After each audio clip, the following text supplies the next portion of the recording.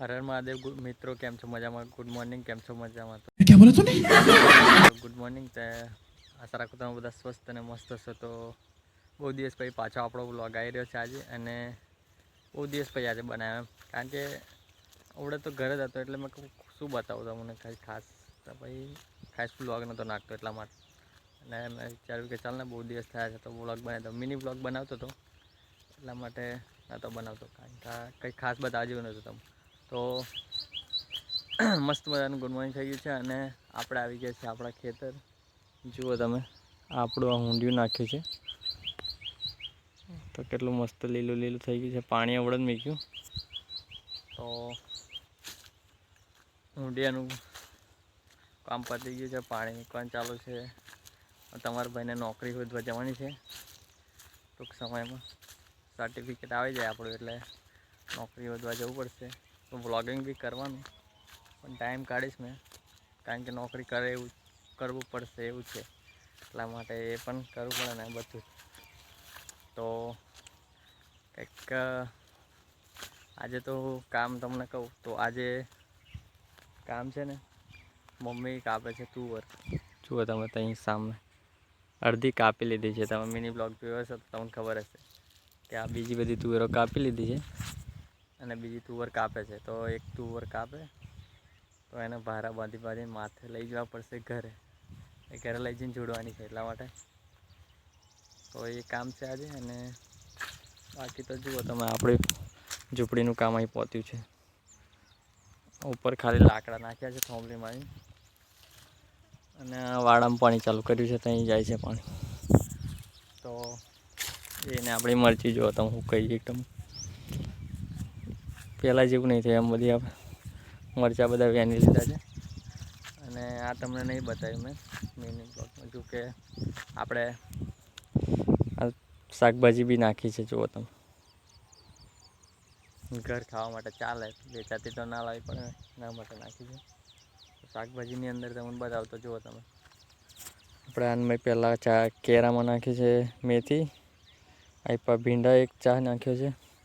પછી આની અંદર 2 લાઈન ચા ચોરીની છે, અને એક ભીંડાની. પછી આ બાજુમાં જુઓ તો 2 ભીંડાની, એક ગવારની, અને આ 3 ભીંડાની, અને 3 ગવારની, અને આ 3 ચોરીની છે. અને એ બાજુ નાખ્યું હતું કશું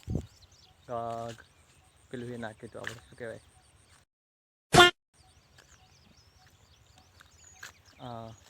વાલોર નાખી હતી અને ગાજર નાખી હતું, પણ એ ઉગ્યું નહીં. એટલે પછી મેં પાછું ફરીથી પાણી ના મૂક્યું, તો કંઈક બીજું લાઈન નાખી દેશે એટલા માટે. અને અહીંયા ધાના કર્યા છે, તે હોય ઉગે છે કંઈક કંઈક. જુઓ આપણું કોબીજનું પણ બી લાવ્યા હતા, તો એ પણ નાખ્યું હતું. તો 3 દાડા મોટા છે, બાકીનું અહીંયા રોપ્યું છે. બાકીનું કોબીજ અહીંયા રોપ્યું છે. જુઓ તો નાના નાના છોડ છે હજી. આપણું લસણ છે, રીંગણ છે, બસ આટલું છે આપણી વાડીમાં. અને કપાસ આપણા જુઓ તમે કેવા થઈ ગયા છે. અડધા ઉખેડીને આપણે ઊંધિયું નાખી દીધું. અને આ કપાસ આપણા કંઈક આ પ્રકારનું આપણી ખેતર છે. એક આપણું આટલું ખેતર છે. આ ત્યાંથી મોડીને અહીંયા સુધી, અહીંયાથી ત્યાં સુધી, લીમડા સુધી. લીમડાથી થોડું અહીંયા સુધી, ને પછી આ મકાઈ છે, પછી બીજી બાજુ જતી રહે.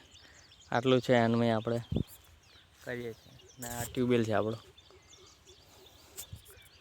કંઈક આ પ્રકારનું આપણું છે ખેતર. તો જુઓ તમે, તુવેર સુકાઈ ગઈ છે એકદમ બધી. તો કાપે છે મમ્મી, તો લઈ જઈએ બાંધીને. તો ચાલો કન્ટિન્યુ કાપી નાખી ખરા, અને હવે આને બાંધીને લઈ જઈએ ઘેર.